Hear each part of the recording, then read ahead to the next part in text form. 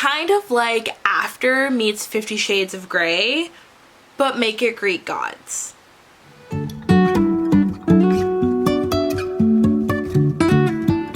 Hey everybody, welcome back to my channel. It's your girl Elle.K here for another video, and yes, I am sitting on the floor. I have filmed this video 3 times already and just have given up, and I'm now sitting. So here we are.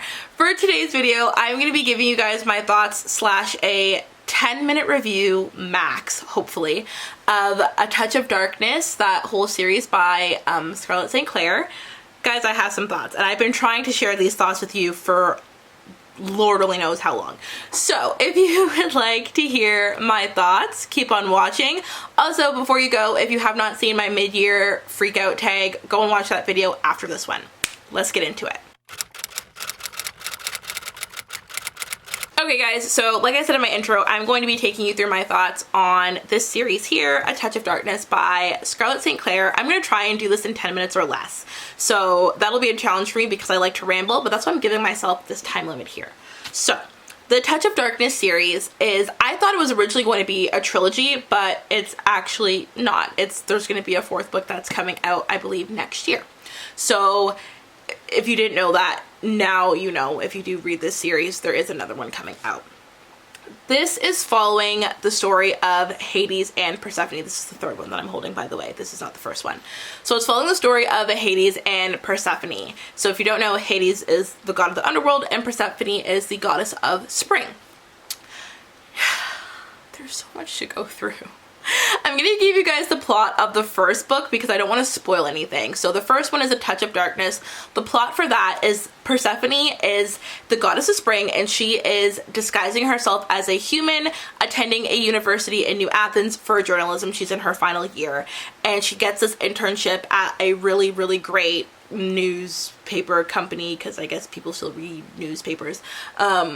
This newspaper company in New Athens, and one of the stories is like following the gods, and she decides to do it on like her story on Hades and his bargains. He does bargains with mortals. So she goes to his club, Nevernight, and mistakenly makes a bargain with him. Now, I can't remember what would happen if she won, but she lost the bargain, so it doesn't matter anyways. And because she lost, Hades has tasked her with having to create life in the underworld. She's got 6 months to do it, otherwise she has to stay there forever. This is a problem because even though she's the goddess of spring, Persephone has no magic. So, we're up a creek. Now, we also have to throw into the fact that Persephone's mother, Demeter, who is the goddess of harvest? Is she the goddess of harvest? Something like that. I think she's the goddess of harvest. Hates Hades. Like, hates Hades.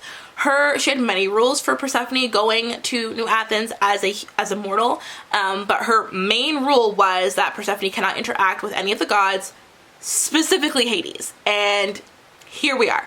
So we've got her bargain that she can't fulfill because she's got no magic, her crazy mother who is not impressed with this situation at all, and we have this budding, it's not even enemies to lovers because they were enemies for like 2 chapters, maybe. We have like this really fast roller coaster romance that just takes a hold of everything. So that's the plot that you're going to be working with for the 1st book. That's all fine and dandy. The 1st book was good. Let me just actually, before I get to that, let me tell you what I like about the series. So the series on a whole is fun. The way that these stories are put together is a lot of fun. The idea that the gods and goddesses and demigods are interacting with mortals on a daily basis and consistently ruining our lives is a lot of fun to read about.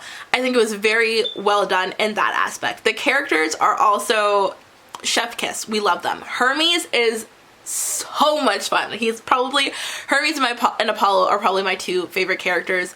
Those guys are a lot of fun as well. There's decent character development, and the thing that I really like about it is there's no character that is thrown into this series without a purpose. Every character in this series so far has a purpose. There's a point to them being there. They add to the story in some way, and I love that. I hate when we've got pointless characters in there just to fill space or to add a meaningless plot line that doesn't really need to be there.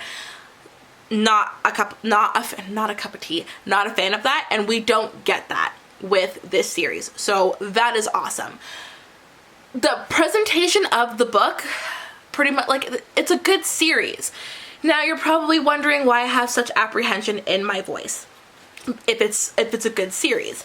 The reason why I would rate this entire series overall a solid 3.5 stars instead of a 5-star series is because of one really annoying feature that it has. So I will preface, I did go into this series thinking that it was a YA fantasy series because it was on a book talk table. That was stupid of me. It's not a YA fantasy. Do not pick this series up thinking it's YA fantasy. It's not. The amount of sex in this series is absolutely insane. I realized that this wasn't a YA fantasy probably by the 4th chapter. I was like, oh, okay, I messed up. But that was fine. The idea that it's not YA is not what bothers me. And the level of, like, the amount of smut is not what bothers me. It's the idea that the smut takes away from the bloody plot. So I thought that this was a trilogy. And in all fairness, it could have been a trilogy, but because there is so much smut that we have to go through, the plot just gets drawn out, especially in the 3rd book. So sorry, I should have said the 3 books are A Touch of Darkness, A Touch of Chaos, and A Touch of Malice. So the first 2 books, okay, fine, we were able to get through the plot, albeit we kind of had to claw and crawl and scratch our way through, but we got through it. This one here, holy lord, the plot line for this book is killer. Like, it is a kick-ass plot. But it never gets solved because of how much smut we're dealing with. And I mean, like, okay, Persephone is a really self-righteous character. And because of that, her and Hades bicker about the stupidest things. Mind you, I really like Hades, okay? Hades has some interesting character development.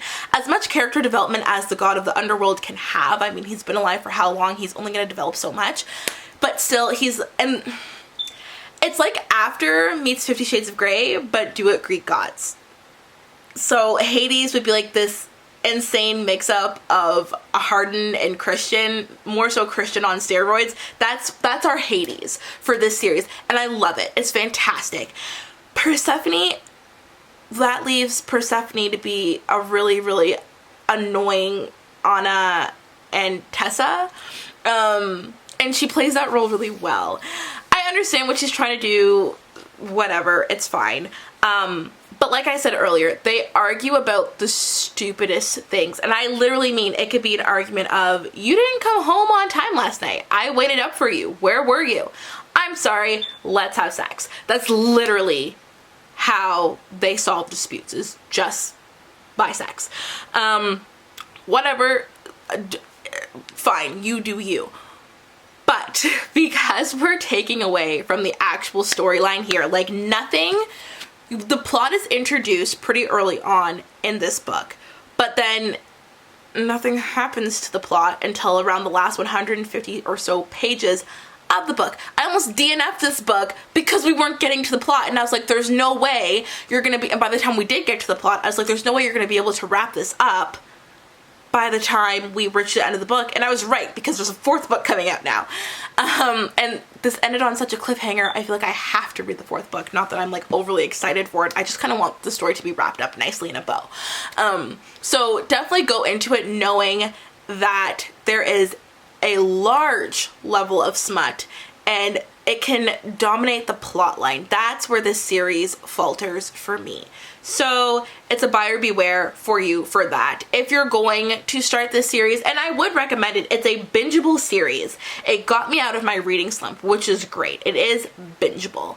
But if you are going to go into it, know that 1, it's not YA, 2, it's not going to end in 3 books, and 3, you're going to have to claw your way through a lot of smut to actually get to the plot.